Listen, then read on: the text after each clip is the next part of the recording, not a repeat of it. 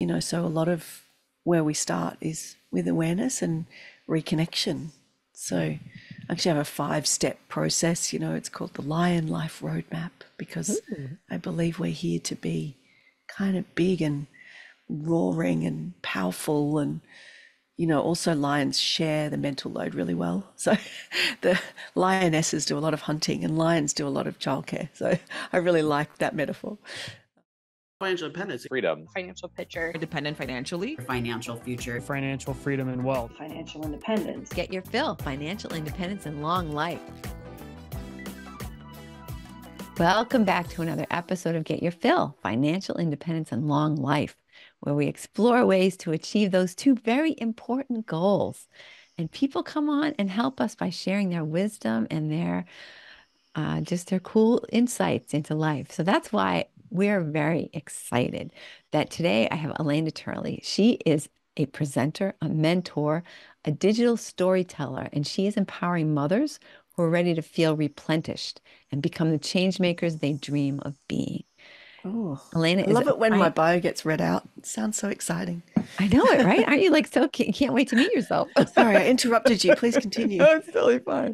Totally fine.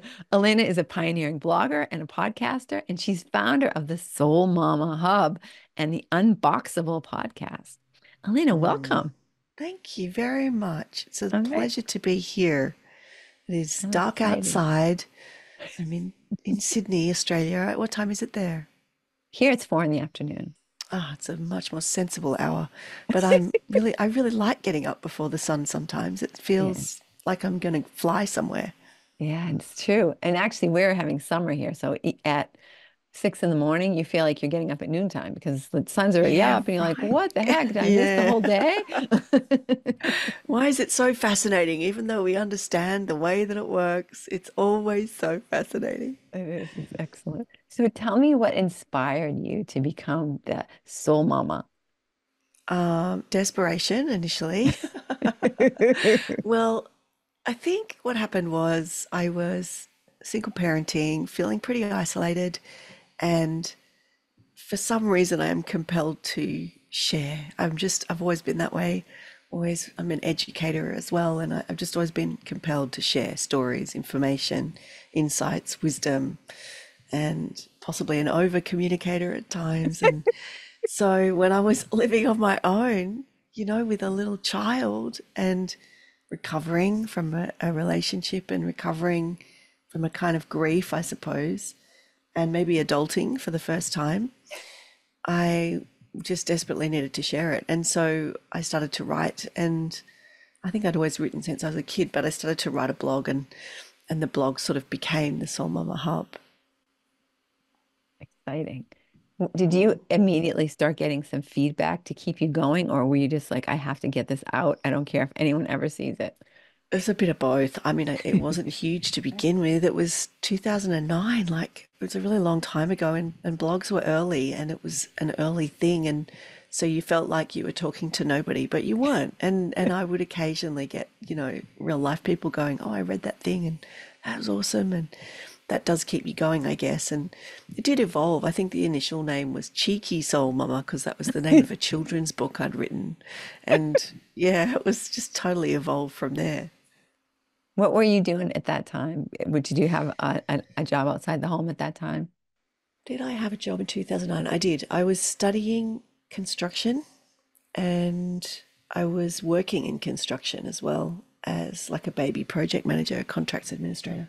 Yeah. And that became, it didn't stay as my job, but that was sort of initially it was because I wanted to buy a property for myself and my son. Because I was single, I needed some financial stability.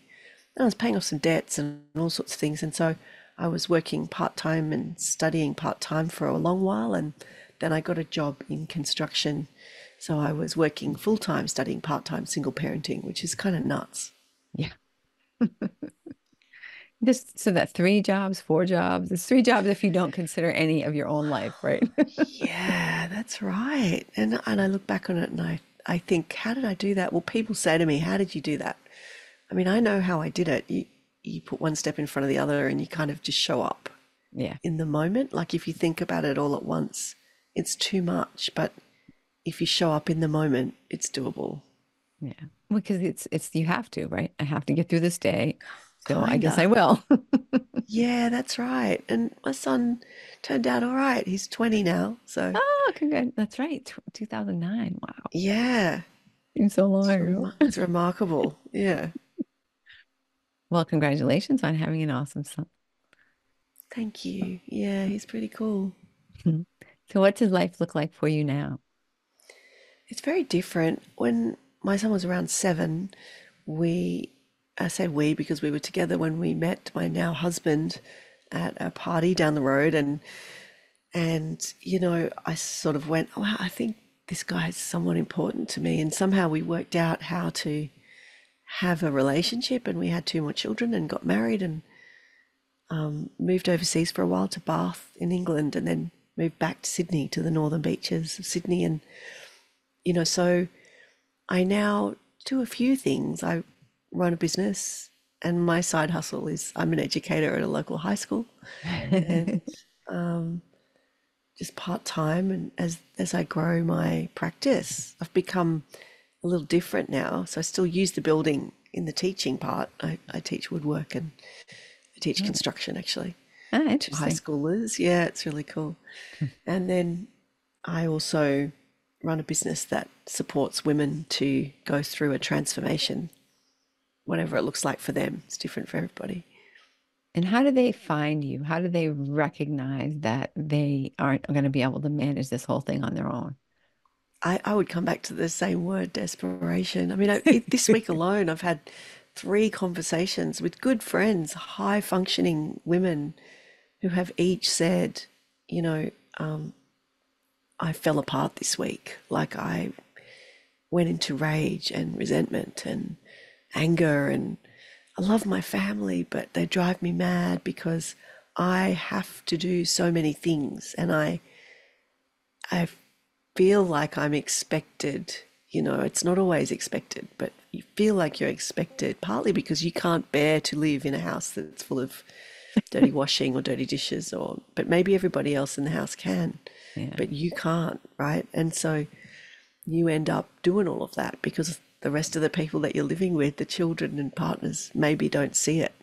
They Yeah. don't see it. They can bear it, so they can walk past the sock on the floor and you can't. So you end up, completely beside yourself because now not only are you also working or running a business, but you're also carrying this load, the classic mental load and physical load of being a modern woman in a family.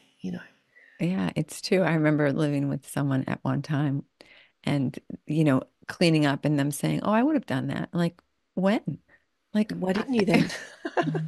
were you waiting until your retirement? I mean, like, really? That's I right. can't even One look of at it my for another friends, hour. that's right. And one of my friends put pictures of eyes on the chore chart. Like, open your eyes, use your eyes to see what needs doing without me telling you. Right. Does there need to be a list? Can you not just look around and say, Can't you "Well, just there's see a how big I pile of see? junk over there"? I say use your mother eyes, when they say, I can't find my jacket for school. I'm like, did you look like I would look? Did you use your mum look? It's It's true. ridiculous. But essentially that happens everywhere all around the world, right?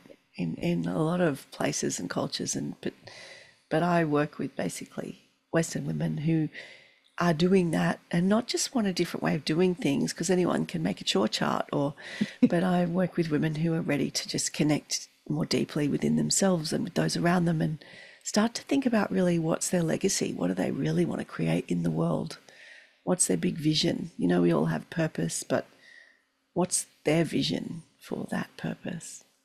And it seems easy, right? Oh yeah, well, I'll just figure out why I was dropped on this earth, but it's not, right? It's not so easy. No, And it even evolves over time, right? You think, "Oh, it's not I easy to really sustain. have always Yeah. wanted to do X," right? But so what is the process? How do you sort of help people to connect with that?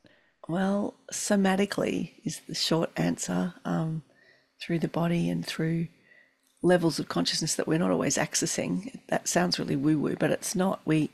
we encode a lot of information in our cells as we live, but we also lose access to that. So just through life, so a lot of where we start is with awareness and reconnection. So I actually have a 5-step process, it's called the Lion Life Roadmap, because I believe we're here to be kind of big and roaring and powerful, and also lions share the mental load really well. So the lionesses do a lot of hunting and lions do a lot of childcare. So I really like that metaphor. But it's a little known fact, lionesses do a lot of the hunting. Oh yeah, absolutely. And I love that. So yeah, it's a really interesting process where we start with reconnection. We just start with, how do we actually get back to ourselves, remember who we are? Yeah. And I guess consciously live in line with our identity, who we actually are.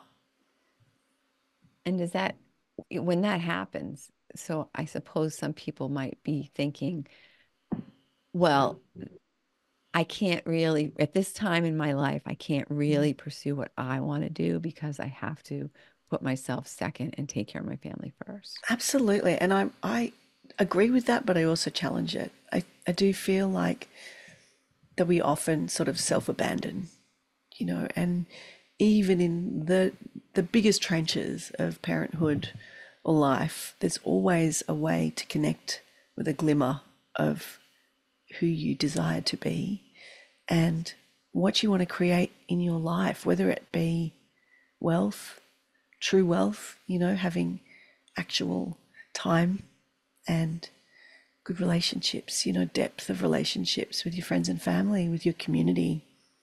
Service often comes up, often impact and service. I mean, I believe that everybody actually has the same purpose, which is impact and service, but the vision of that varies person to person, the flavor of that particular type of service. But ultimately, we're all here to give something. So I feel like there's a lot of ways we can actually do that without taking time or even giving of energy. So it's something that when you do it, it gives you energy and time disappears. When you're in flow, time, and it might be in the moment, it might be just showing up as the best mum possible. Sometimes that's the expression of your deeper purpose for that year, for that 2 years. And that's good. That's a beautiful thing, It can be really simple. But if you're not feeding yourself, and then you start to feel resentful and you start to be grouchy and you're not bringing your best self to the table because you're starving, right? You're not feeding yourself. You're Just starving. taking care of everybody else. And you also maybe are not speaking your truth. So a huge part of this is maybe you can't book into a spa, when you got a newborn, but you can have an honest conversation with a trusted friend or a partner or with your child who's 3 months old, and but like just actually getting in touch with your truth. I think that's a big part of it, and owning your truth and owning your reality and aligning your intentions with your reality, being grateful for where you're at right now, but still weaving a picture for the future. Yeah. And what would that look like? So what kind of conversation might I have with my newborn? Like something like, I'm not enjoying you right this minute, or Well, or something like that could be okay to say. Even learning, but even learning to own your feeling. Like, I am not feeling okay today. I really need to do something that feels safe, and I really need to reach out to someone, and I really need to sit still now and let those dishes sit on the side of the sink and actually just feel into what's happening for me. I really need to have a cry. I really need to throw a plant off the balcony. Whatever. Like, it doesn't matter, just whatever it looks like for you, let yourself feel it. I'm feeling so angry. I could yell and scream. It doesn't mean you do yell and scream at your child. It means you admit that you have that sense that things are not okay, and you admit whatever inappropriate feeling you're having. So feeling all our feelings is such a big part of this. because a lot of what stops us from feeling connected within is this build up of blocked energy, build up of blocked feeling, because we're taught to suppress so much. Well, and that we have this specific, right, avatar that we're supposed to be reaching for, right? I'm this super mom and I can do everything and nothing affects me and my house is always spotless and my kids are perfect. Right? It's like, who is that person? But I feel like a crazy lady who's about to really, really lose it, like really flip my lid. And then you do flip your lid, when it gets too much, and then you feel remorse. And again, I teach, some tools to rupture and repair is the terminology from a study a couple of decades ago. But that's a beautiful language for, yes, you're going to flip your lid, and yes, you're going to lose it. But I think the great myth is that, and we're talking a lot about, the mother with the newborn, but this doesn't stop there. Like, this goes into primary school, it goes into high school, it goes into when your children are, 8, 9, 10, 14, 15, it doesn't stop. Especially if you're working, especially if you're an older mum, a mother in midlife. You're going through perimenopause, menopause at the same time. You've got this dual urge to look after yourself and prioritize your own needs for the first time in a long time. Yeah. And then you've also still got to care for your kids because we're having kids later. So there's this thing that's coming out a lot more about how you feel. I mean, I had my last child at 45, So it's a different game. How do I navigate that? Yeah, it's true. It's true. So tell me about the Unboxable Podcast. Well, I call it that because there's these fantastic words for people who don't just do one thing or don't just want to do one thing. There's the squiggly career or the polymath or there's another fantastic one, multi-passionate. But none of those words were right for me, even though I am those things. Right. I didn't want to call the podcast those words, the multi-passionate mama. So it sounded different. It sounded like a polygamy sort of podcast or something. And so I just, I decided, which it would be fine as well, but that's not me. And so I just decided to call it Unboxable, which is, as it turns out, kind of a made-up word, but one that a lot of people relate to. Oh, yeah. Absolutely. Yeah. I'm out of the box, right? You can't put me in that box. I don't have to be in the box. Yeah. Exactly. They'd have to build a new box for me. Yeah, that's right. Yeah. What kinds of things do you like to cover on that? What kind of I speak to a lot of like to have? Yeah, like it's a really beautiful space to be in. I love podcasts because, AKA communication, but also just the story aspect. And when you're in this little intimate space, there's kookaburras outside right now, by the way. Wow. Yeah, they're laughing at us.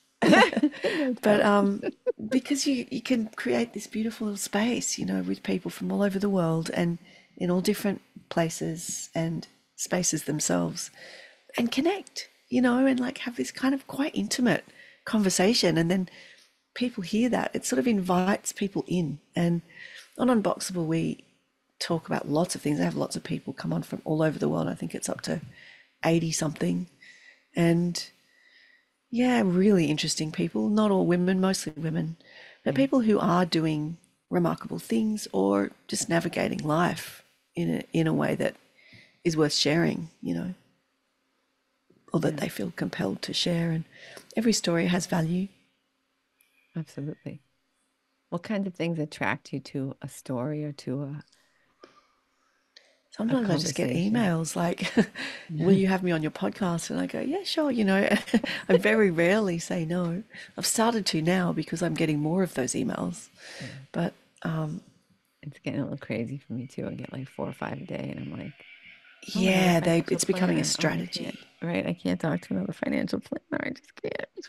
Right. Yeah, I know. Sometimes I have to say no for technical reasons, like they just don't have a good setup and things like that. But generally, I mean, the biggest and best guests I've had on have been people who are really seasoned presenters or speakers. And I've had a couple of amazing ones. There's a aware parenting practitioner in Australia called Lael Stone. She's amazing. She's becoming quite well known. She's written books, and she came on, and that was really interesting. I had a lady called Amy Down McLaren, which is Stu McLaren's partner. Stu McLaren's like a membership guru guy. And that was really interesting. She wrote a book called Passion to Purpose.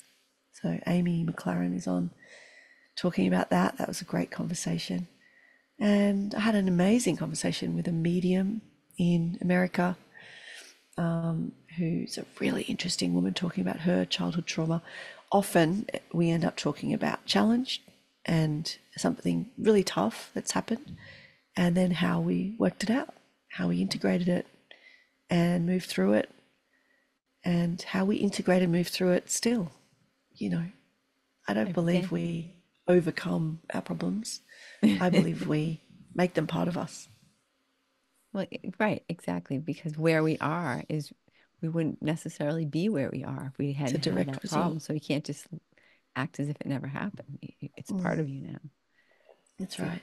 It's a scar, it's a whatever, but it's part of your body. It's part of your soul. Yeah, I would say that's right. Yeah, when you were talking about figuring out momhood, I was thinking about a person who I had interviewed, Jen Drummond, who scaled Everest and had 7 kids, and the way that she's parenting and how much different their family is, because she had the courage to say, I can't be as good of a mom if I'm not doing these things that I love to do. And I mean, it seems like it's true. I mean, it seems like she's done a pretty cool job. I have to put you on hold for 1 second because my battery's going low. Hold on a second. Sorry. There we go. Right.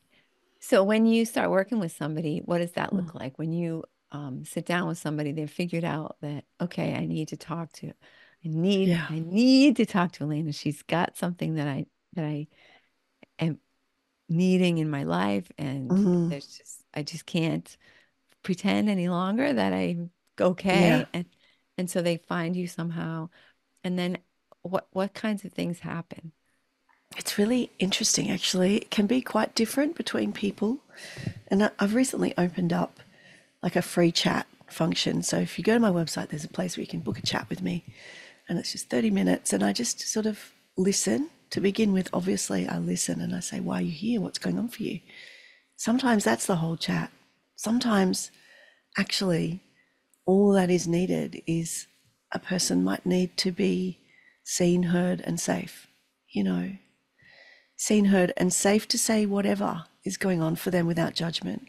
So the soul in Soul Mama, I often say, stands for simple, ongoing, unconditional love, because sometimes all we need is the ability to just be in a space, truthfully and honestly, to remember how to do that and to find safety, to clear something that's weighing on us.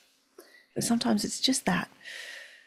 Usually not, though. Usually there's a bit of that, and then there's a little bit of I'm really stuck with this. Like I can't feel joy. I have this beautiful family, but I'm not okay, and so I never get to the point where I just get to sit down and enjoy it. Why can't I let myself rest? Right. Yeah. What stops me from doing the things that in my brain I know I need to do, but for some reason I can't get to them. I can't put myself at the top of the list ever. What's that about? And so we might do different practices in the body. We might do really simple planning, like, can you schedule a 1-minute meditation once a day? Like, it can be that simple. That's one example. I have thousands of examples, but like, I just kind of have a way of somehow discerning intuitively, I guess, what maybe they need to do as a next step. And it's just a reminder. It's often just reminding them of something that they already know, and we do sometimes need help, that's just someone standing beside us, or even a group of women standing beside us, in a community. Yeah. And you've created that community. Yeah, so I do that as well. I've done that wherever I go, and now I've got one online for people all over the world that's quite new. I'm quite excited about it. So the Okay. Soul Mama Hub that was a blog is now a community in a virtual space. Nice. That's fabulous. Mm, I think, can we just talk a minute about yeah. meditation? Because this is Yeah. something that I personally, I feel like I have the loudest mind, right? So everyone says, "Oh, quiet your mind." I'm like, that's just not happening. My mind is so noisy. And Yep. there's always so many Yeah. things. Even if I sit down, sometimes it's just a song will pop into my head, or like there's just some Yeah. blah blah going on. I'm thinking, I try to imagine like a silent water or something. It's just I going think away. that that's really common. So Tony Robbins talks about how he doesn't meditate. He primes. He does a priming process. Mhm. And I love that because I think the word meditation has become, it's gotten a bit of a bad rap now. And people often imagine a monk sitting for 10 days in silence in a cave, and they're like, I can't do that. So I'm a martial artist, a black belt, and we meditate at the end of most classes. And hot tip, you don't have to quiet the mind. That's actually ridiculous. The mind is there to think. So the practice to me is not that you quiet the mind. If you can, good for you if you found the volume button. But I don't. I haven't. The mind will think. That's what the mind does. There's a couple of different ways you can work that out. So one way is to send the mind on a bit of down a rabbit warren. So say, can you please tell me how many droplets of water there are in Lake George? And give the mind a job, and it will go, that's an interesting one. I wonder how I'd work that out. And then it sort of gives it a job. That doesn't work for me because that focuses on the mind. Right. What works for me, that works for some people.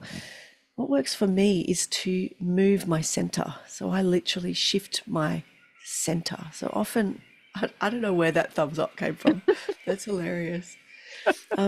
Sometimes Zoom does weird things. Anyway, Yeah, it must be it's a a comment on word. what you're saying Yeah, from center, the universe. shift. Yeah, thumbs up. That's right. So, what I find really interesting about this is that if I can actually identify that my consciousness is living in my head, and then I move it down into the body, or I move it into the heart, or I move it to a tense muscle. Maybe I have a tense muscle in my shoulder, and I move my consciousness there and I start to breathe into the shoulder. So, breath can be a really useful way to do this, to follow your breath into the body or into parts of the body. But when you are able to just separate yourself in that split second, to be able to separate you and your thoughts, you've already won half the battle because you are not your thoughts.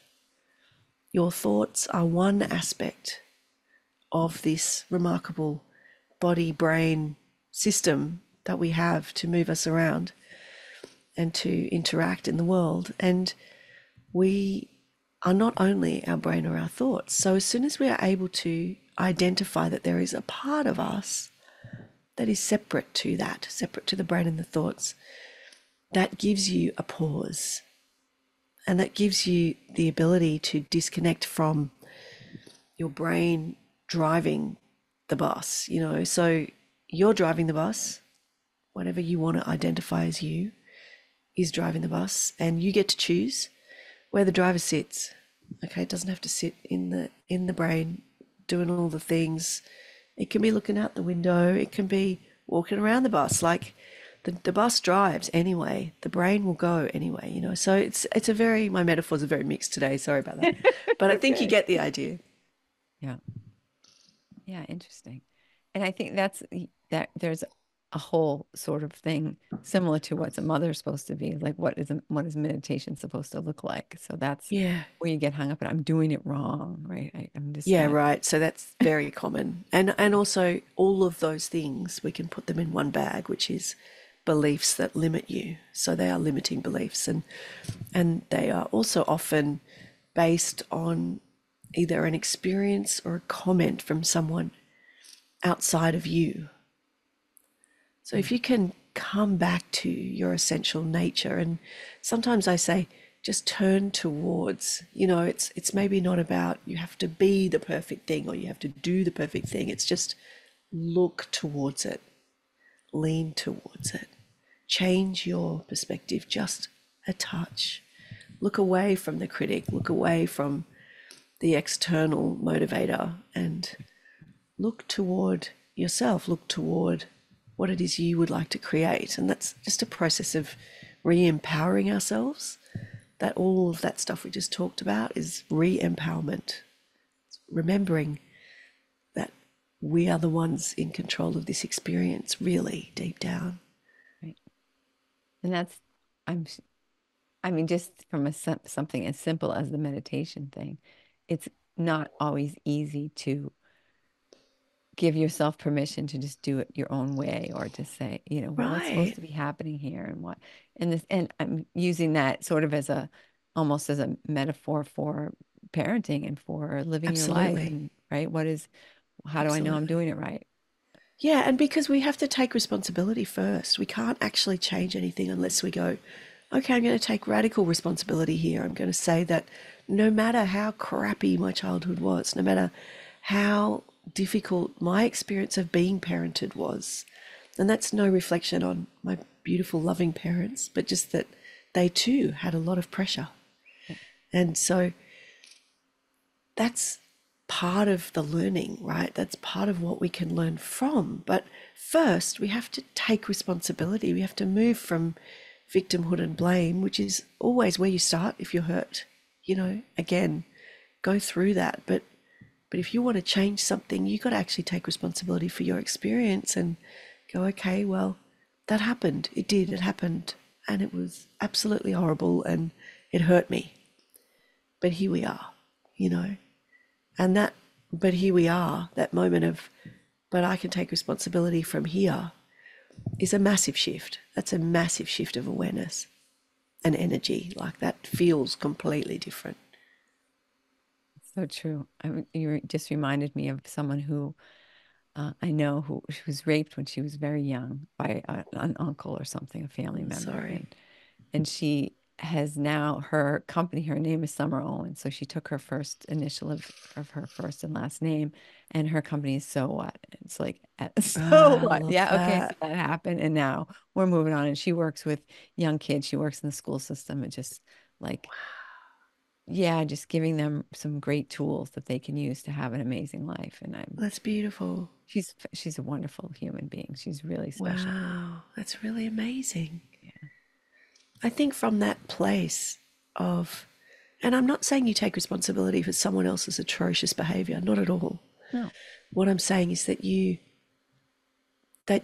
distance yourself from someone else's atrocious behavior by disconnecting from it and by saying, well, okay, that happened, but the more time I spend in anger, resentment, pain, the more I am connected to that person and that event.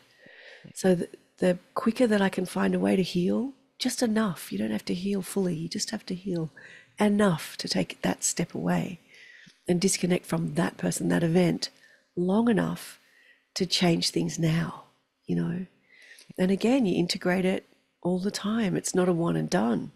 Right. It comes up again, you integrate it again, you heal again. It's cyclical. It's a circle. It comes around and it comes around. And each time maybe you get better at healing that thing. And it's very personal. Everyone's experience is different with the healing. Some people will use psychedelics. Some people will use EMDR. Some people will just meditate. Some people, it's very different. I do martial arts. That's my, now there's hundreds of things that I use, but one of my forms of healing from the past is to move through, So everybody finds their way. And then what do you know? You're able to show others. And that's the legacy piece, I think, often is, well, I found this incredible thing that works for me. Can I show it to you as well? Yeah. Yeah. You're kind of alluding to some trauma that you had as a young person. Is that something you want to talk about? Yeah, I'm happy to talk about it. There's not a lot of, I guess, detail I need to go into. I can give you the big labels and you'll understand. There was definitely complex trauma as a child for many, many years. And then as an adult, as a woman, there was an element of abusive relationship and a couple of incidences of I was the victim of a violent attack at home. Luckily, I had someone I knew, so domestic or family violence, and I knew some martial arts then when I was younger, so I was able to defend myself and escape, but it was very scary. Oh, yeah. And then I also was followed home once, and almost attacked by two. I think that was going to be a sexual one. Two young men, but again, was able to release from their grip because of martial arts training. So I've been very fortunate in that I haven't been physically injured, but emotionally very injured throughout my life by various people. And it took a long time to live a different life after those things. I went into all forms of self-medication and coping and, poor choices in relationships, and ended up homeless. And, like with my child, I was homeless for about a week. It's really, it was a really crazy story when I tell it now, when I think about it now. And it all feels very remote.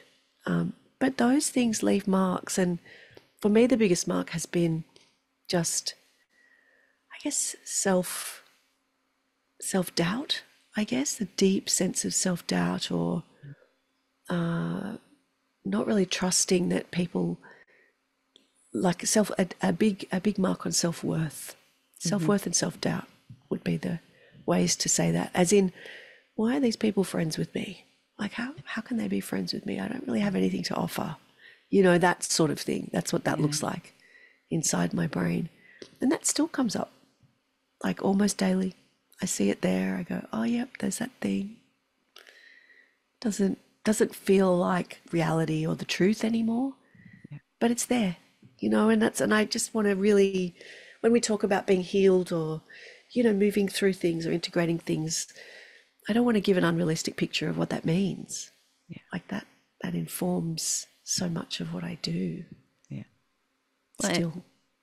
And you can, if you choose to, or if a person chooses to, be grateful that that brought you to this amazing place that you are. Yeah. And I really, actually, that's really true. And it often sounds so trite to say it, right?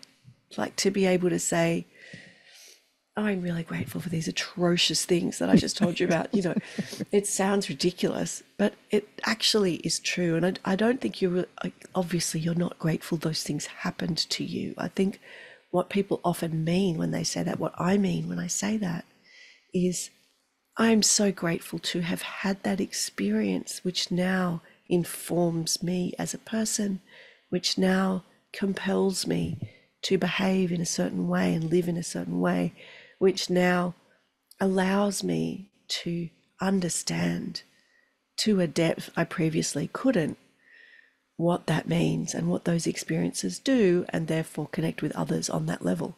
Like that's really what's going on. I'm grateful for the gifts it gave me.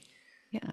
Because you could just be living some unremarkable life as a banker or something, just going to the office every day and nothing ever happened, right? And you say, well, that was a very trauma-free life. Wouldn't that be better? But would it be better? Because your life is so much richer now because you had to peel back some layers. You had to do a lot more work than you would have had to do. But now you're in a place that you could never be as just a 9-to-5 kind of person who's just going through their life. Absolutely. So I mean, it's hard to understand in some ways, but it's the same. We all have something that we either allow to sit on our shoulder and ruin our lives, or we just take it by the hand and say, okay, let's go, right? Okay, so like you say, so that happened. Now what, right? Yeah, and I want to be really clear. That doesn't happen immediately. Like when you get violently attacked at home, you don't just the next day go, I'm just going to dust myself off and move on.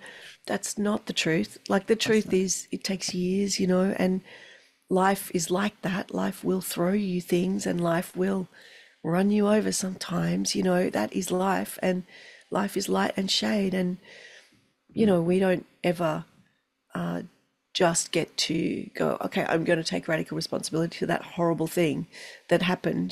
There is a divine right timing element as well. There is certain moments that you feel capable of taking responsibility for something atrocious that's happened, and certain moments you don't, where you just need to hunker down and get help. That's okay, right? Absolutely. So, Alena, is there anything that you wish that we would have talked about? Anything that we haven't talked about that you just want to make sure that people know, or Oh, that's a beautiful question. I guess not really. Without going too esoteric, I think the main message of conversations like this, like it's a lovely conversation to have with you, and I feel very grateful to spend some time with you and talk about these things. And oh, me too. I think that, yeah, it's lovely. And I just think I really want anyone listening to this to remember their capability, remember their power, remember their essence. You know, that the joy that you yearn is already there. It's already right there. It's just waiting for you to look at it and turn to it and reclaim it and, you know, bring it back. And that thing, whatever it is, that relationship, that depth of existence that you're yearning for, you have it. It's already there. So just find the tools, like whatever tools you need to excavate or bring it to the surface, or whatever it is for you. Find a way, you know, because it's right there, and it might just be simple. It might just be simpler than you think. That's beautiful. It's a great way to look at it, right? We are already complete. Yeah. Alena, if people want to join the Soul Mama Hub, or if they just want to connect with you and get your help or have a connection call, what's the best way for them to reach out to you? The best way is either on Instagram or through my website, and it's just my name, AlenaTurley.com, AlenaTurley.com, and the same on Instagram, Alena Turley. So I really recommend the half-hour chat if you've got time. But if you join the community, you get a sense of the kind of awesome people that are hanging out in there, and also get access to me that way anyway, and you can book in there as well. So yeah, half-hour chat, or just come in and hang out. Like, it's a really lovely space to be. And we do group calls every couple of weeks and just catch up with each other. And I share a lot of resources in there, including the podcast. And yeah, then it's great. It's a great way to connect. And I really love hearing from people. So please send me a message. Tell me what you thought of this podcast. Absolutely. And you can tell listeners after our conversation how wonderful it would be to spend 30 minutes talking with Alena, because she's just You've had a sample. a bright light. She's fabulous. So thank you you. can have this experience that I've just Thank enjoyed. you. Thank you so much. It's such a pleasure. And remember, so think right now, stop and think of at least 2, 3, 5 people who you know who need to hear Alena's voice, who need to hear what she's speaking about, and who might need a little ray of sunshine, and forward this podcast episode to them. They will thank you, and we will thank you too. Ah, beautiful. Yes, please do. Alena, thank you so much. I really love talking with you. You're awesome. Yeah, let's keep in touch. Absolutely. Thanks for having me. And we'll see you next week. Bye.